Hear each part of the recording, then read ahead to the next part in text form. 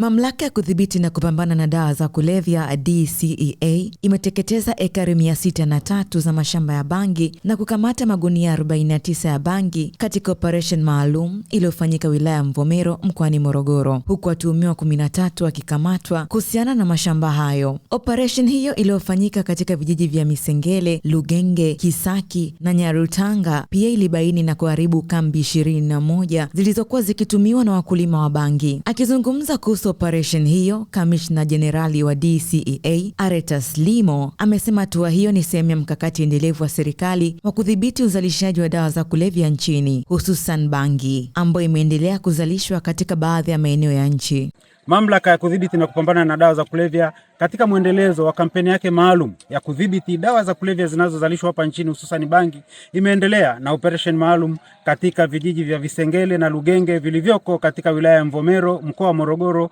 hususan kwenye hifadhi ya Mikumi na nje ya hifadhi ya Mikumi, na kufanya operation maalum ya kuteketeza mashamba ya bangi, ambapo ndani ya siku 14 imefanikiwa kuteketeza ekari 603, imekamata magunia ya bangi 49 na kukamata watuhumiwa 13 kuhusiana na uhalifu huo. Katika eneo hili tumeona kwamba operation hizi zilianza toka mwaka 2023 ambapo hadi leo 2026 tumeona pia bado wananchi wanaendelea kulima bangi ndani ya hifadhi lakini pia nje ya hifadhi. Na katika operation tulizofanya safari tumegundua kwamba wamelima mbali zaidi ya maeneo ambayo operation zilishafanyika awali, wakidhani labda mamlaka itashindwa kufika katika maeneo hayo. Wastani wa maeneo ambayo wamealima ni makubwa na ndani ya mto ulioko ndani ya hifadhi ya Mikumi. Tutafanya mwendelezo wa hizo operation na kuhakikisha kwamba dawa za kulevya zinaisha katika mkoa wa Morogoro, kutokana na kwamba mashamba makubwa zaidi yanalimwa ndani ya hifadhi lakini nje ya hifadhi katika vijiji mbalimbali vilivyoko